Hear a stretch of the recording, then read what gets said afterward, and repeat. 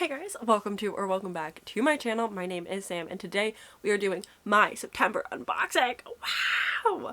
I have been sitting on these for I think a week now, just like waiting to see if more things come in. Basically, owlcrate had a bunch of shipment issues, specifically May and I think September. So things are getting sent a little bit later and delayed, and so I was holding off because I was like, I don't really know what's coming. So I do not have owlcrate young adult, but I do have two owlcrate adults and I think romantasy. So I don't know. And then we have the normal fairyloot and illumicrate. So if you've been watching these unboxings for a while, I have been ranting about the fact that we've gotten so many Harry Potter fanfics that are traditionally published in special edition romantasy boxes. A lot of them being from fairyloot. And I thought we were in the clear. I was like, great, I've skipped the one from illumicrate. I'm getting rid of the one from fairyloot because unfortunately mine's package deal, so I have my adult and romantasy in the same box, and if you skip one, you skip the other, but I want the the adult fantasy, so it's happened to me again. I thought we were in the clear. I thought we were done. I thought we were good. We're not. So I will not be showing my fairyloot romantasy pick because I can't escape this hellhole that is the TradPub Harry Potter fanfic. And obviously, like, it's not a target to me. It's just something that I have no interest in supporting, promoting, talking about. So many people have talked about it. I've talked about it in previous unboxings. It's just, I'm done. I'm over it. So I will be getting rid of my copy. I will be selling it because I'm sure somebody out there who does not have the same cares as I do would love this book. So I'm not, like, gonna throw it into the void, but I have no interest in reading this book. I have no interest in showing it off. So that is that. But we make up for it with owlcrate. If one of these ends up being a freaking same thing, I'm gonna be really mad. So pray for me. Hopefully we can keep the attitude and vibes of this video up because I'm a little nervous about it. I'm so over it. I just want us to have nice things. I have no clue what this is. This looks like a dark romance. Ooh, and it's taller than they usually do. Interesting. Okay, owlcrate, what's up? So this is the Deathless One by Emma Ham. I have not heard of this before. Here's the original cover as well. The back says, "Revenge is a dangerous game, little nightmare." Okay, so we got a pet name. Pet name indeed. It is a different material. It's like that softer satin kind of cover rather than the normal dust jacket silk material. I don't know what it's called. Ay. All the gods are dead. I am not dead, and soon the entire city will know it. Ooh, I am intrigued by this. If you know anything about me, I love a meddling gods trope. I am really into butterflies this year. I'm not sure what that's really about. Okay. I am intrigued. This is their adult pick, which means that, in theory, it should just be an adult romantasy, but this does feel quite romantasy. Oh, cute! Okay, Twilight. You can't tell me that ain't a Twilight scene. Come on. Okay. Anyway, fine by me. I like that it's kind of got a gothic feel to it. I'm excited to see if it's actually gothic. Is it like the god of death? I have questions. I really want to know. But I'm liking the vibe so far. Murdered on her wedding day, a fallen princess makes a deal for her life with the god of death. I called it! But the feelings he stirs in her are more than she bargained for. Jessamine was raised to be a leader of her people, but when the land is overrun by an incurable plague, she must enter a political marriage to save them all. A union meant to raise hope brings only death as her new husband murders her at her wedding altar and seizes the throne. Jessamine's spirit is met by the Deathless One, a god of death yearning to return to the mortal plane, and he needs her help. The two of them make a deal, her life, and in the return of her kingdom in exchange for his resurrection. But this god is a known trickster, and bargains with him are sealed in blood. Jessamine knows the Deathless One is a dangerous ally, but the longer they work together, the more she is drawn to him. As their connection deepens, she begins to wonder if the more appealing throne is the one by his side, but will she turn her back on her people to get it? I mean, yeah, that sounds right up my alley. That sounds exactly like something I would read. I think that means, oh, there's really no way to know. I'm assuming that's September's, because it feels more, you know, of the season. But I'm certainly looking forward to it. It feels very dark romance. Okay, let's be honest. These are both kind of giving spooky vibes. Who knows? This might be October at this point. There's no way to know. They don't give me cards. This one really has spooky vibes. I'm into it. This is Modern Divination by Isa Agajania. I'm sorry, G's and J's are the same to me, so sorry if that was so off, but the back says, I wake the body, the soul, the mind. Interesting. Okay. It feels witchy. I think those are coins on the top. Okay, the art's looking a little young. We've got reverse dust jacket art. Coins and crows are meaning something. I don't know what yet. You've got the tree. True magic was born of blood and intention. And then we've got the art, which again looks to be a little bit young. We'll have to read and see. Letter. Signature. He is a crow. I'm not sure, but that's kind of the vibe I'm getting. So this author is non-binary, go by they, them pronouns, Oregon resident, let's fucking go. And this is their debut novel. Okay, first off, I understand that the bio comes from the author or the publisher, not necessarily owlcrate, but I am begging that we continue the use of pronouns in the author bios. It makes my life so much easier, so I can just look and I can know. But that's really cool that this is their debut. Let's see what this is about. I'm actually really intrigued. The color of magic was gold. 23-year-old witch Aurelia Schwartz has always had to carefully balance her human life with her secret magical one. With a place at an elite Cambridge college, she almost has everything she could possibly want within her grasp. Just as long as she follows the rules. Make no promises, tell no one what you are, and never stay the night. Except Aurelia's gift to green magic has begun to fade. Worse still, someone is hunting witches and stealing their powers. Reluctantly, Aurelia needs the help of a fellow witch, the dreadfully arrogant classmate, Teddy Ingram. Together they seek refuge among his family in the remote corners of an already desolate town, but as she grows closer to Teddy, the power-hungry witch killer draws nearer too, and they threaten to destroy everything Aurelia holds dear. Modern Divination is a dark, witchy, contemporary fantasy from a brilliant new talent. Ooh, I love a school setting. I do really enjoy like a dark academia, a fantasy academia type of story. Witches are fun. Certainly intrigued by this. I'm definitely intrigued by this one. I think that this is a very nice cover. I'm sure the original cover is also nice, but I really like this vibe. It just feels so perfectly witchy. Why is it so tall? What is up with that height difference? Their books are... Oh my god, that was so rude. Okay, that's fine. It doesn't wish to stay up. I won't force it. Okay, now we have the romantasy pick, which honestly, all of these are romantasy. You cannot tell me otherwise, but that's okay. I mean, I guess this one might have more plot, but this feels pretty romantasy. I don't know. I don't know what the freaking genres mean anymore. Oh, how did I not know that Trisha Levenseller had another book coming out? That's crazy. This is What Fury Brings. The back says, but as long as that hate turned into want, it would be worth it. Okay. I'm surprised. I don't know why. I feel like The Darkness Within Us just like recently came out. Maybe I'm just crazy, but okay. Okay. Okay. I'm really liking the vibes of this though. I'm familiar with this author because of the Pirate Queen series or Pirate King series, so it's kind of interesting to see like how she's moving into the romantasy realm. I choose you, Prince, to be mine. I didn't realize that being taken by you was the thing that I needed most. This feels romantic, you know? I really like this edition. This is really pretty. Signature, letter, the whole drill. I mean, hello. Let's see what this is about. I'm very excited about this one. This might make it onto my immediate TBR. I'm really in the mood for some, like, real romance. There's a shortage of men in the kingdom of Amara. After a failed rebellion against the matriarchy, most noblemen in the country are dead. Now the women of Amaria must obtain their husbands, should they want one, by kidnapping them from other kingdoms. Olara, a warrior princess vying for the throne, is determined to prove her worth by kidnapping a husband. And not just any husband. To outmaneuver her treacherous cousin, she needs the best. Fortunately, the second-born prince to their greatest enemy is widely known for both his looks and his sweet, docile temperament. He's the perfect choice to secure her claim to the throne. Sanos, heir to the kingdom of Brutus, has nothing but contempt for the idea of a society run by women. Trained from birth to fight, lead, and follow in his overbearing father's footsteps, his path has always been set, until he takes his younger brother's place in a drunken prank and finds himself kidnapped, carted off to the Amarian palace, and informed that he is to become the husband of Queen Potential Alara. Sanos needs to escape before anyone learns his real identity, but the more he gets to know his captor, less sure he is of what he truly wants. Ooh. Honestly, 3 banger picks. We're not going to be able to fit everything, though, if I show them all off like that. And they're all slightly different sizes. Great.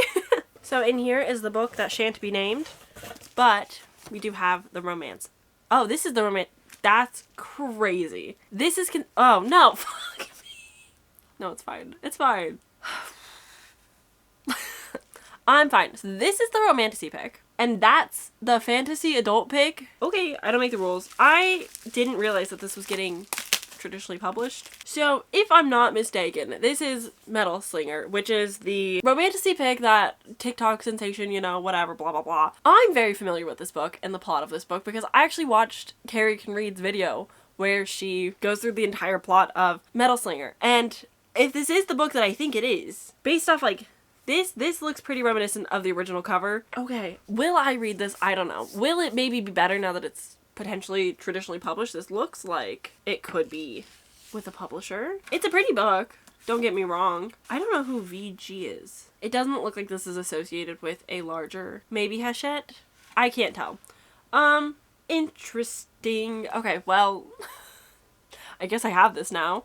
Do I really want to read this? I don't know. I feel like it'd make a fun video for me to be like, watch me hate read and rant about this, but also other people have done it already, so is that entertaining? I don't know. One boat, one bed, one jaw-dropping plot twist. Even though she's not one of them, Bryn has spent her life among the Ala, a community exiled to live at sea, training to be a guard and waiting for her chance to attend the annual market hosted by Kenta, the very same people who exiled her adopted community. Going to the market is a rite of passage, eagerly anticipated by all young guards, but Bryn does not anticipate breaking a century-long peace treaty while there, or for an intense encounter with an enemy soldier to threaten the fragile peace between their people and everything Bryn once believed to be true. Soon, Bryn's loyalty to the Ala is tested when an unexpected visitor tracks her down, none other than the said enemy soldier, sworn under oath to awaken Bryn to her true identity. Sent to sea and feeling more alone than ever, there, a world of denied magic is unveiled. Rumors of growing rebellion, Bryn's future has never looked so unsure. She was once certain of her fate and where she belonged, but the dark, knowing eyes of the stranger have her questioning everything, including her heart.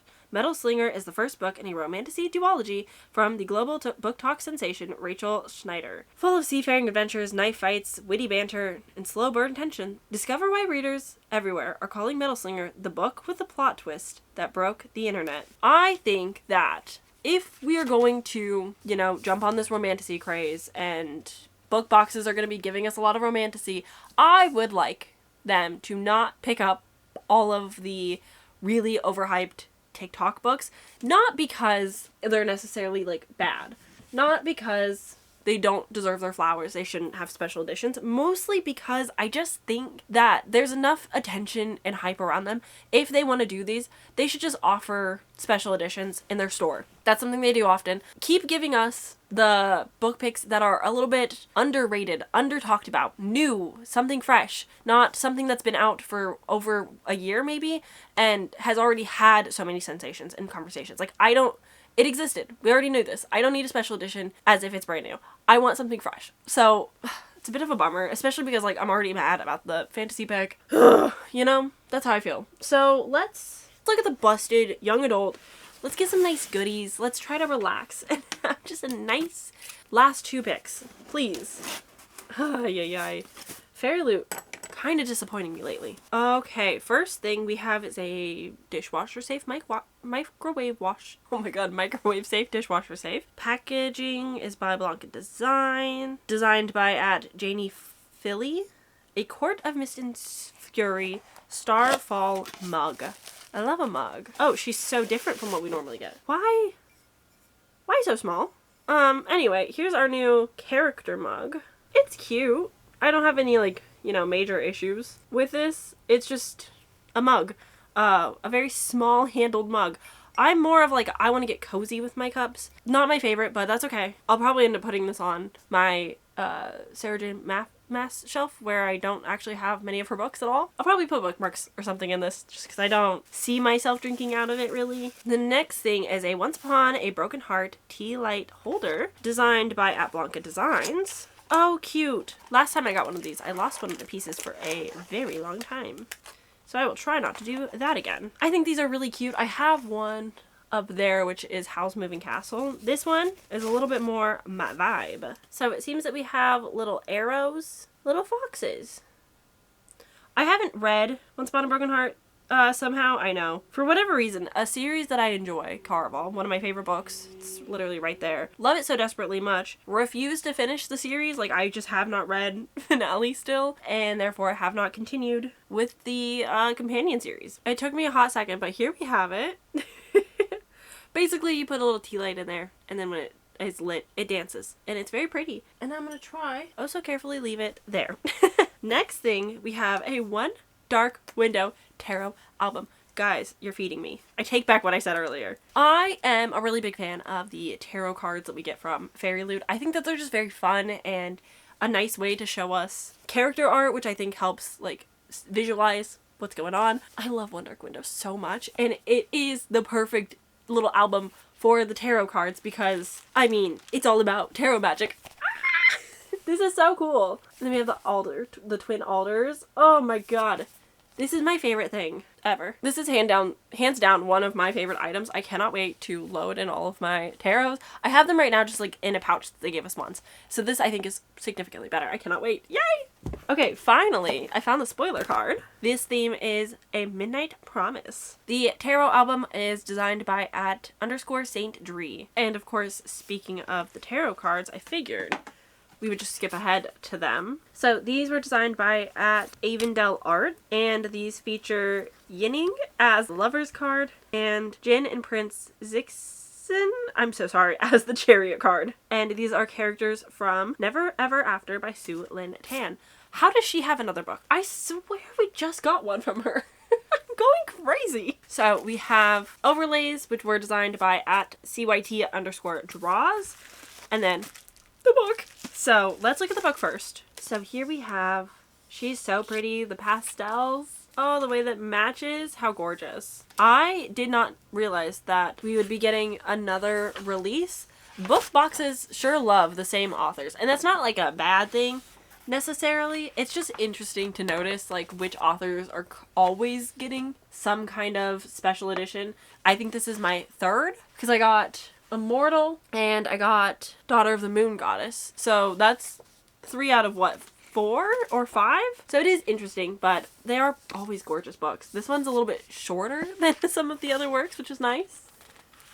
I'm enjoying the seasons that we seem to be getting. Let's see what this is about. Fate isn't forged in iron. Life in the Iron Mountain is harsh and unforgiving. After the death of her beloved uncle, Yinning has only survived as a skilled thief and an even better liar. But when she acquires an enchanted ring that holds the key to a brighter future, it is stolen by her step-aunt, and Yinning must venture into the imperial heart of the kingdom to seize it back. Amid the grandeur of the palace, Yinning catches the eye of the ruthless and ambitious prince, who tempts her with a world she's never imagined. But nothing is as it seems, and soon she is trapped in a tangle of power, treachery, and greed. Her only ally, a cunning advisor from the royal court, who keeps dangerous secrets of his own. To break free, Yinning must embark on a perilous quest to fight for a future that both frightens and calls to her, and choose who to trust when allies can be as deadly as enemies. This sweeping fantasy romance is inspired by Cinderella in a Chinese fairy tale, is the first in a breathtaking new series by the acclaimed author of Daughter of the Moon Goddess. Hey pals, in the future, can you tell me what the Chinese fairy tale is? I don't know why that was left out, but okay. Now we can check out the overlays since we know what we're going to be getting into. Overlays are always just such beautiful pieces of art to have. I always like having overlays to just admire. I never necessarily need them, but it is nice that this is kind of just a new staple that we're getting with fairyloot, because I do think that they're nice to have. I think that it's just like really pretty, like whilst you're reading a book, to be like, a little surprise. Would I also take having artwork inside of my books more? Absolutely. Like, I don't necessarily need overlays. I'm fine with character art in my books, but I totally get why we do it this way. So overall, pretty successful. 3 out of the 4 items are a win, plus tarot cards, so I can't complain too much. It's just the mug that I'm not like super duper into, but that's, you know, Honestly, out of all the things, that being the problem, good problem to have. Because I do love a mug. And then that leaves us with, last but not least, illumicrate. So we have the spoiler card, which is themed Nightcore. I think I know what this is. Okay, the first thing that I'm seeing is 9 for the Tomb bookmark set, inspired by Gideon the Ninth. This was created by somebody. Artwork is done by @Mayor Wild & Co. And I do like that we're getting a warning that it's flammable. Thank you. Wow, there's so many? What the heck? Okay, strap in. I have not read these books yet, but they are on the list.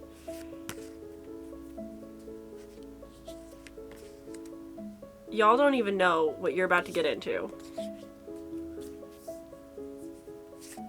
There's so many characters? What the heck?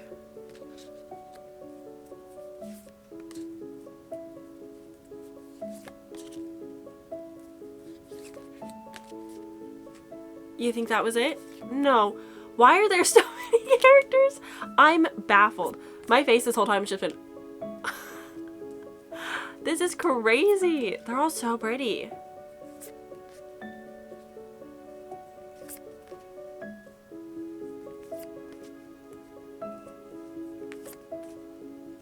It feels very unusual for us to not only get, like, we usually get, I would say, 4, maybe 5 character bookmarks, but now we've got 8, and it's double-sided. That's crazy! So, I really need to read this. Holy cow, that's crazy. The next thing that I'm seeing is an Excalibur sword replica. Am I okay? Inspired by Legendborn by Tracy Dion, and this was created by @Stacy McVoy Kant. My battery's dying. How rude. But the sword. I have a sword to show. And a cool sword. I haven't read yet. I know. Here's the thing. I fully was like ready and prepared. I was like, yeah, of course I'm gonna buy the books and I'm gonna read them. And then there's a 4th book that nobody was prepared for, nobody knew about. I'll get to it eventually when the series is complete, because I'm bad at finishing series, and this is one that I think I want to continue in. I'm a little nervous about it, but that's okay. The next thing that I'm seeing is the 6th Omen bookshelf bunting, inspired by Night and the Moth by Rachel Gillig. Ta-da! I have little moths or something of the sort. They're like soft felt on the other side. I guess you just like hang them up on your shelves. That's interesting. I do, again, here's the thing, I really like butterflies and moths and stuff.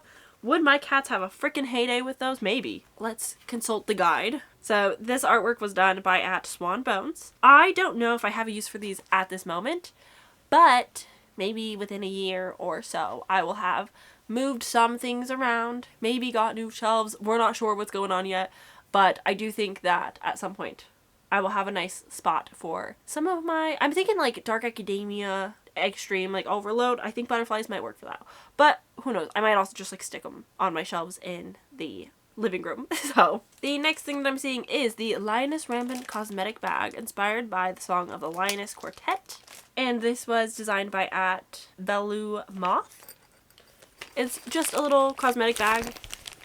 Got zipper space, open space. I actually think that this is maybe one of the nicer ones that I could definitely see myself putting travel makeup in. And then the design itself, I'm unfamiliar with because I haven't read this book, but we've got birds, horseshoe, cat, diamond, lion, badger, not really sure, but it fits the vibe of knights, so I think it's good.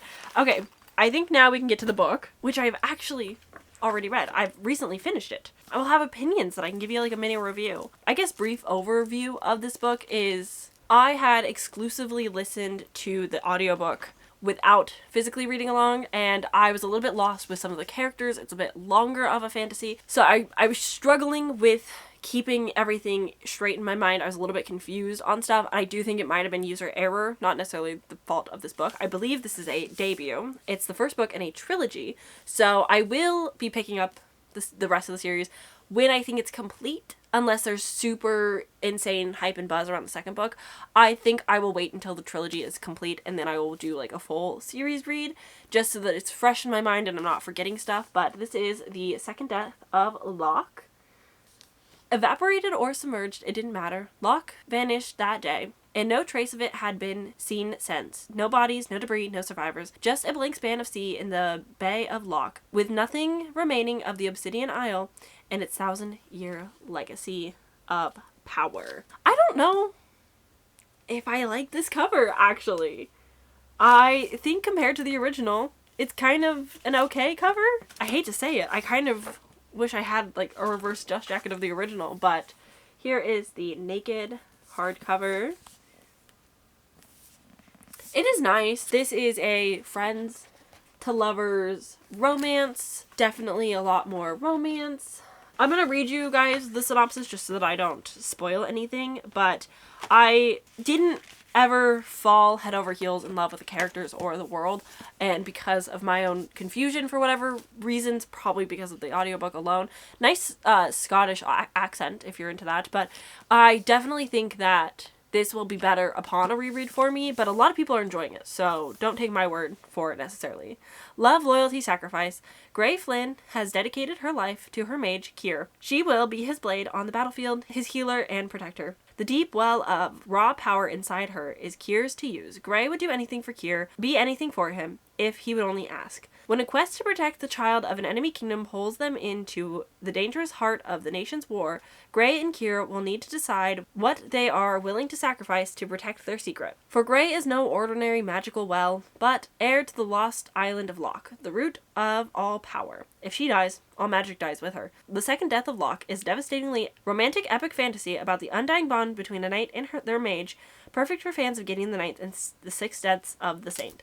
I think Six Deaths of the Saint is far superior than this will ever be.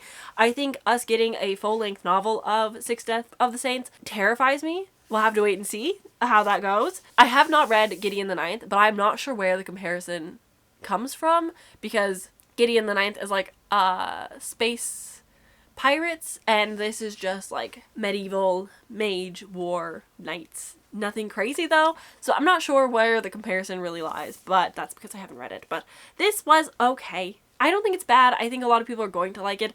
I think that I was just like really struggling with it in the time that I picked it up, and so upon a reread with the completed series, I'm more inclined to give it another chance. With that opened and discussed, that leads us to the end of this video. Let's get this ranking in, shall we? It's gonna be interesting because normally I haven't already read one of the books, so I feel like I can't include this in the ranking, but I gave this 3 stars. So it would have been in the middle, but honestly, I was really excited for it. I heard a lot of buzz around it. I thought it would probably be closer to a 4. And then there's also that other book. Let me pull it up really quick. It's like the Isle of something, rather. The Isle of the Silver Sea by Tasha Suri. This was the other book that I was kind of expecting might have been this Night one, because they're 2 Knights-like books. And then, of course, you got The Knight and the Moth. Knights are just kind of having their moment this year. And I think that's great, because our fantasy also had, like, a Knight prawn. Crazy. But anyways, the ranking. I think on top, I have to put the one where they're stealing husbands, because that just sounds funny and like a good time. And then, I think to follow... Ay. We're gonna go with the darker romantasy, because I am a fan of a death character. So, I think that would be next. And then, I guess we'd continue with my owl train. My owl train. I'm gonna go with the spooky, dark, witchy, kind of maybe academic story. It seems like a Rivals to Lovers. Why not? And then, you just stay right there. I guess I will go with Never Ever After by Sue Lin Tan. Not that I'm not excited, I just have not read anything from this author yet, which is crazy. Might need to do like a dedicated author reading vlog, but I like the idea of a Cinderella story. I just recently read Cinder from Marissa Myers, so I do like a fairy tale retelling typically. I just don't feel like I got enough of like what this is gonna be. So I think because the synopsis just left me wanting to know more, I think that's why it's gonna go in my 4th spot. And then the book I already know so much about, and I don't know if it's gonna work for me or if it's worth even picking up.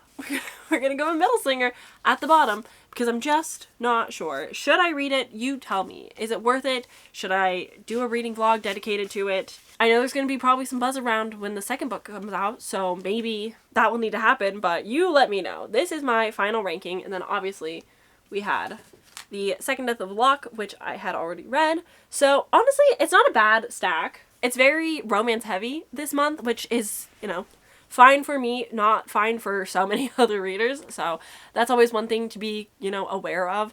I'm bummed that fairyloot gave us another Tradpub fanfic, but hopefully that one will officially be the last, and I will have calm and peace for the rest of the year. I'm so excited to see what all of the October picks are going to be. Alas, thank you guys so much for watching and hanging out with me. Thanks for making it to the end of this video. If you made it to the end, if you want to leave a crow for modern divination down in the comments for me, that would be super appreciated.